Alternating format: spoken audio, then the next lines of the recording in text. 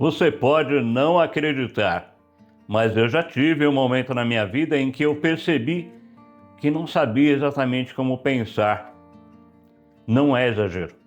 Eu tinha uma ideia, eu sabia que tinha uma ideia, mas quando tentei explicar para alguém, o que saiu pela minha boca foi como uma névoa, uma coisa enrolada, disfarçada de raciocínio. E a outra pessoa ali olhando para mim com um sorriso educado, do tipo, não entendi, mas tudo bem. Aquilo me incomodou de um jeito que demorou para eu entender o que tinha acontecido. Porque o problema não era vocabulário, não era nervosismo, era algo mais profundo.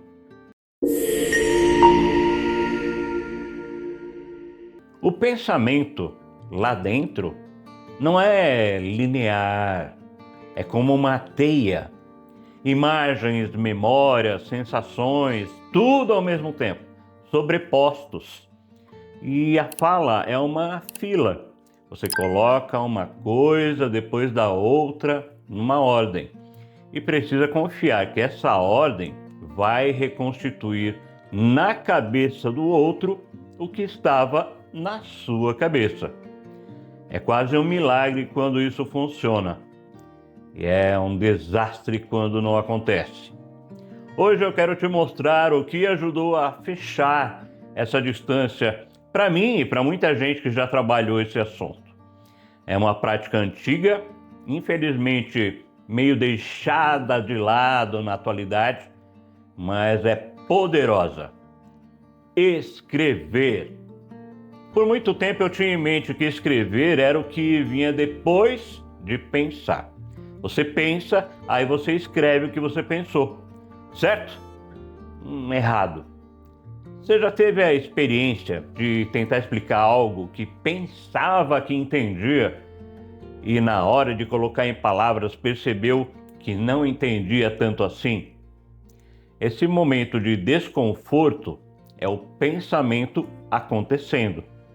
A escrita não registra a ideia, a escrita fabrica a ideia. Olha só o que Schopenhauer dizia. Os primeiros 40 anos de vida nos dão o texto. Os 30 seguintes, o comentário sobre ele, sobre o texto. Mas para comentar com sabedoria, você precisa primeiro ter lido seus próprios rascunhos. E a maioria das pessoas nunca lê seus próprios rascunhos, porque nunca escreve textos.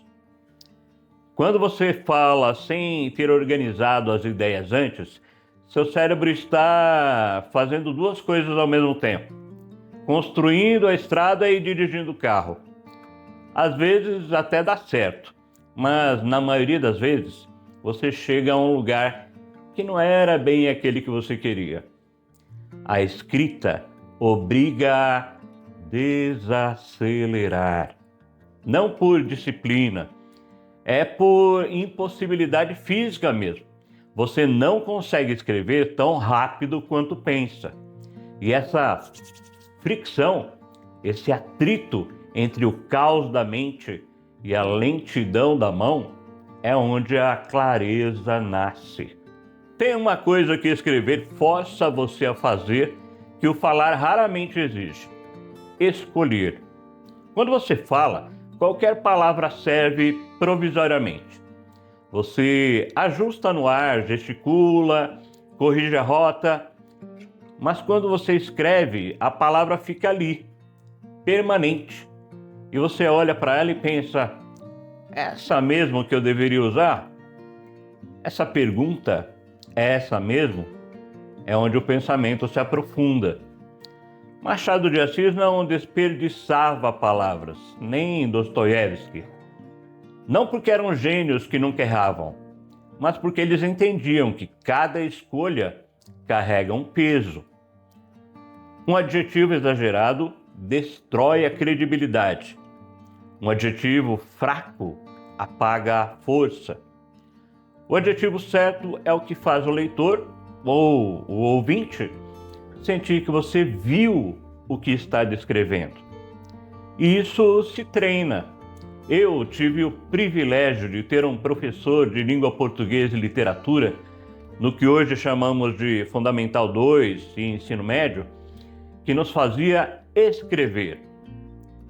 Todos os alunos do professor Antônio Carlos tinham de escrever um caderno de 100 folhas de redação a cada semestre. Os temas eram livres, escrevíamos sobre o que nos incomodava, entristecia ou alegrava. Como essa prática ajudou a estruturar, a organizar meu pensamento. Minha gratidão ao professor Antônio Carlos. Quando você estrutura um texto, você naturalmente se pergunta: qual é o ponto central que eu estou defendendo aqui? Depois, o que sustenta esse ponto? E depois, o que poderia contradizer o que eu estou afirmando? E como eu respondo a isso? Esse exercício feito no papel direciona os caminhos que você vai percorrer quando falar. Não porque você vai memorizar, você não deve memorizar, pois aí você vai soar como um robô. Mas porque a arquitetura já foi construída, a estrutura já está lá. Sua fala vai ter ritmo, vai ter pausas no lugar certo, vai ter cadência. A diferença entre quem impressiona em uma conversa e quem não impressiona raramente é talento. É que um deles pensou antes. Chega de teoria, embora ela seja muito importante, vamos a 3 práticas concretas, simples, que funcionam. A primeira, o despejo mental. Sabe aquela conversa que você precisa ter e fica adiando?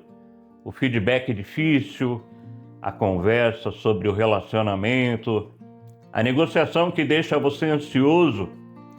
Antes de falar, você deve escrever tudo, sem filtro, sem gramática, sem autocensura. Despeje. Você joga para fora a emoção bruta. Depois, você lê e aí filtra. Tira as acusações que porventura hajam, deixa os fatos. Deixa o que você sente, não o que o outro fez. O que acontece? A conversa deixa de ser uma explosão e vira um diálogo. Não porque você fingiu, mas porque você se conheceu antes de abrir a boca. A segunda, 3 tópicos, uma frase cada. Para qualquer coisa que você vai falar em público, aula, reunião, apresentação, escreva no topo da página o seu objetivo. Uma frase. Depois, 3 tópicos principais. Uma frase curta cada. Resumir algo em uma frase é o exercício mais difícil e mais transformador que existe. Se você não consegue, é porque ainda não entendeu. Quando consegue, o entendimento aí sim é real. A terceira, leia em voz alta. Depois de escrever qualquer coisa importante, leia em voz alta. O ouvido pega o que o olho deixa passar. Onde você ficar sem fôlego, a frase pode estar longa demais. Onde você tropeçar, a ideia pode estar confusa. Onde você acelerar sem querer, o ritmo pode estar errado.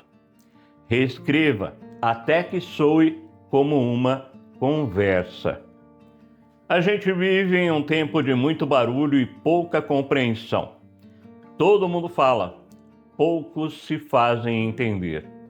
Falar bem não é sobre ter voz imponente ou ser uma espécie de dicionário ambulante. É sobre ter a generosidade de organizar uma ideia antes de entregá-la ao outro. Porque o outro vai ter que gastar energia para entender você. E você pode facilitar ou dificultar esse trabalho. A escrita é o ensaio no camarim. O espetáculo é a fala. Mas tem algo que vai além da comunicação. Quando você escreve com regularidade, você começa a se conhecer de um jeito que nenhuma outra prática oferece. Pode estar certo disso. Você descobre o que realmente pensa, não o que achava que pensava. A prática das redações na escola fez com que eu olhasse para dentro de mim. Fez com que eu me conhecesse mais. A gente encontra contradições que precisam ser resolvidas. Quando você escreve, se torna progressivamente menos refém das suas próprias emoções na hora de se expressar. Quem conhece a própria mente ocupa o espaço e fala com muito mais serenidade e muito mais peso. Qual dos 3 exercícios você vai tentar? Qual deles vai colocar em prática? Me conte nos comentários. Cultive sua mente, refine sua voz, crie pontes por onde passar. Eu sou Marcelo Smeitz. Nós nos vemos no próximo vídeo.